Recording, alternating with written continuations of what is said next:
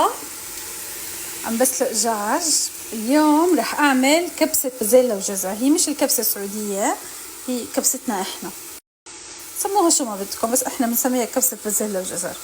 بتشهي كتير لازم تجربوها. المهم عم بسلق دجاج، حطيت هون زيت زيتون مع شوية بصل. هلا بدي اقلب الدجاج واحط عليه بهارات الحب. شايفين هي بهاراتي جاهزين.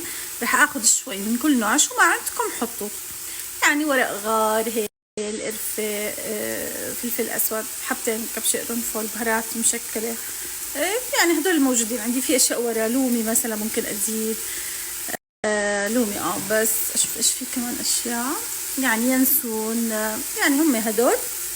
رح احطهم هلا بصحن واضيفهم على طبختي. شوفوا لي اللوحة الفنية، شوف ما احلاهم. كل بهارات الحب اللي عندي طلعت منها كمشة صغيرة من كل نوع، يعني نص معلقة او زي هيك عروق القرفة، يعني الموجود. طبعا رح احطهم على الدجاج يتقلبوا معاه ويتحمصوا عشان تطلع نكهتهم. بهذا الوقت بكون بسخن مي لحتى اول ما هيك نقلبهم تقليبتين تكون المي سخنة جاهزة اضيفها على الدجاج. كنت مغطية الدجاج عشان هيك بدا يتغير لونه يفتح. حضيف بهارات الحب ونقلبه. كنت مغطية الدجاج يا عيني لو تشموا الريحة. البهارات بس تتحمص مع الدجاج تعطي طعم خيالي، أذكى من إنها تنحط على المي المغلية. هيك بقلب فيهم على ما تسخن المي. بنحط المي وبنقشط الوجه بتصير تمام. نقدر ساعتها أنا عم بطبخ بطنجرة الضغط، رح أقدر أضغطه ساعتها. هاي رجعت خطيته بس لسه ما ضغطت الطنجرة. طبعا الدجاج أنا رح أملحه. كتير بيسألوني عن هذا الملح، ملح الهيمالايا لونه بينك، أنا بستعمله لأنه صحي. طبعا سلق اللحمة أنا ما بحط عليه ما بحط عليه ملح لتستوي اللحمة عشان ما تشل، بس الدجاج لا، بفضل دايما أحط الملح عليه من أولها، بظبط طعمته وبخليه كمان ما يفرط، لأنه الدجاج بيستوي بسرعة بتعرفوا كيف. فهلا رح أملح. ضفت الملح، شايفين ضيف المي السخنة.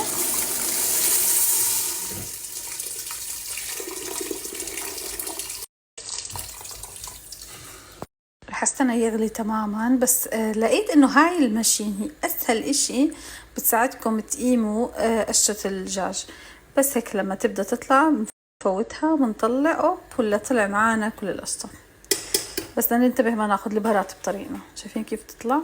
عبين ما يستوي معنا الدجاج رح ابدأ احضر معاكم الخلطة تبعت البازيلا والجزر اللي بتكون جوا الرز. يعني هي كبسة بازيلا وجزر.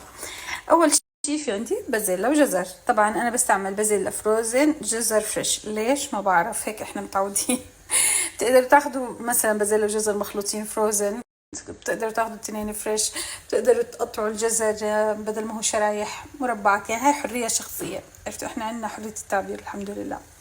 فعنا اذا بازيلا وجزر رح اقليهم مع سمنة بلدية. عندي سمنة من تراث منتجات جدي، ممكن بقليهم مع سمنة وزيت، يعني بخلط معلقتين سمنة والباقي شوية زيت. مش قلي غزير، تقلاية، يعني بحط شوية بشوية. هلا بتشوفوا قدامي بتصير تمام.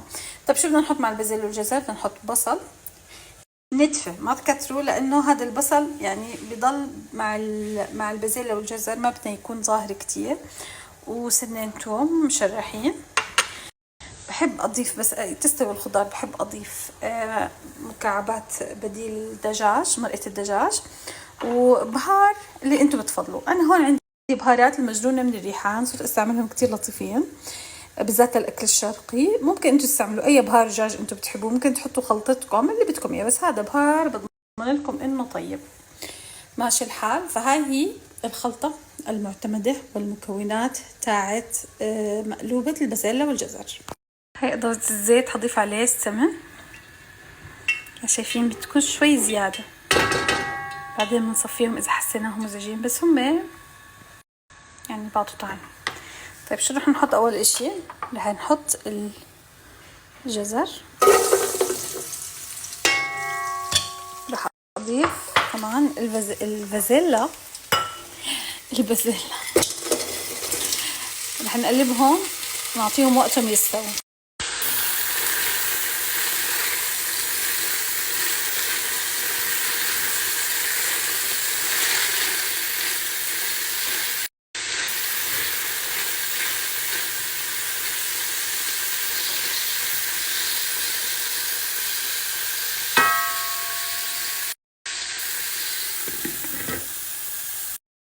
هلا تحمر معانا الجزر والبازلاء. نرجع للمهم والمفيد. ايش رح ابدا اضيف؟ رح ابدا اضيف بقيه الاشياء اللي حضرتها. اول اشي البصل، شايفين كميه كتير قليله، ما بدنا اياه كتير. رح اضيف كمان سنون الثوم المقطعه. رح اضيف كمان سنون الثوم المقطعه. رح اضيف كمان سنون الثوم المقطعه. نرجع نقلبهم وبنغطيهم لحتى يدبل معانا البصل. نرجع نقلبهم وبنغطيهم لحتى يدبل معانا. هيك استووا معانا البازلاء والجزر. رح اضيف البهار تبع الطبخة ونقلبه مع البازلاء والجزر حتى تعطي أذكى نكهة. دوري ريحتها بتفحفح وبتجنن بتكون. هلا شو رح اعمل هون بالنص؟ رح احط مكعبات بديل الماجي هون. ليش انا بحطهم؟ لهم نكهه، يعني بيعزز الطعم. رح احط عليهم شويه مي عشان اتاكد انهم دابوا. شوفوا كيف صريح. هاي المي طبعا مي سخنه، وبتركهم اتاكد انهم دابوا 100%. وبعدين بقلبهم مع البازلاء والجزر، لانه اذا ما تاكدت انهم دابوا ممكن يعلقوا ويضلوا يعني كيوب ما يدوبوا. انا بالاول هيك بدوبهم بالمي 100%، وبعدين بقلبهم مع البازلاء والجزر. هلا بقدر اقلب. وهاي الخلطه اللي فيها اسرار الطبخه كلها. هلا استوى البازلاء والجزر، كمان استوى معي الدجاج. فرح انقل الدجاج على طنجرة البازلاء والجزر. وليه وسعت له؟ لحتى يكون بطبختنا من تحت، يعني عشان يتحمر.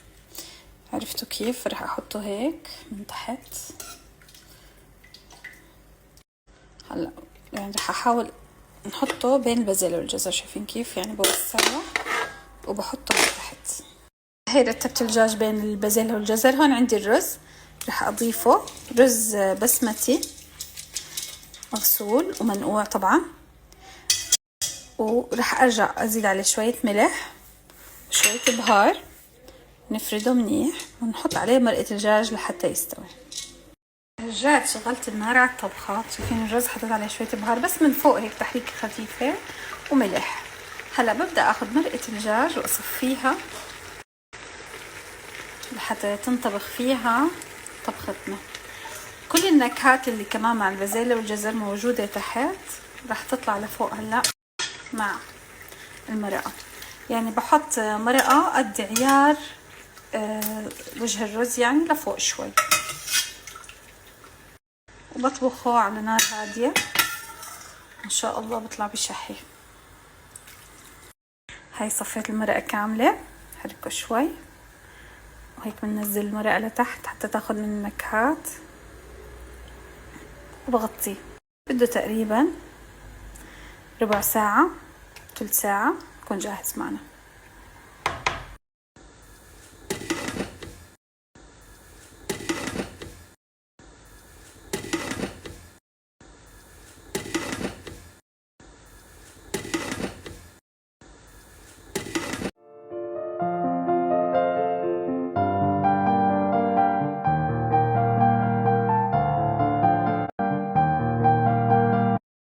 هيها جهزت ما شاء الله، مبينة بتشحي.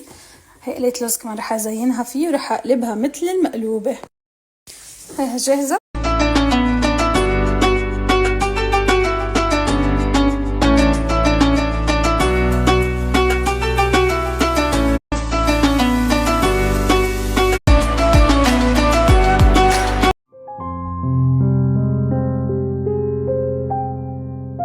يا حلوين كيف حالكم؟ هاي هالشومي شهر الأناقة. مبروك الايباد جديد للمرة الثانية. الشهر الماضي شرينا له ايباد وهذا الشهر ايباد، لانه السيد هاشم كسر الايبادات يا جماعه. بس الثاني انا ما كسرته، انا رجعت انكسر لحاله. بقول لي هاي والله. مايا كيفك؟ بتسي ذا لوك. اشوف شو العبايه الحلوه. سو نرجع لموضوع الايباد. مين كسر الايباد؟ اي واحد لحاله تبع الشهر الماضي. لحاله والله لحاله. شو نعمل؟ هي اجى عمر ياخذنا ليتس جو. اليوم عندنا افطار مميز ب وين؟ يلا بحكي لكم ستار شيء.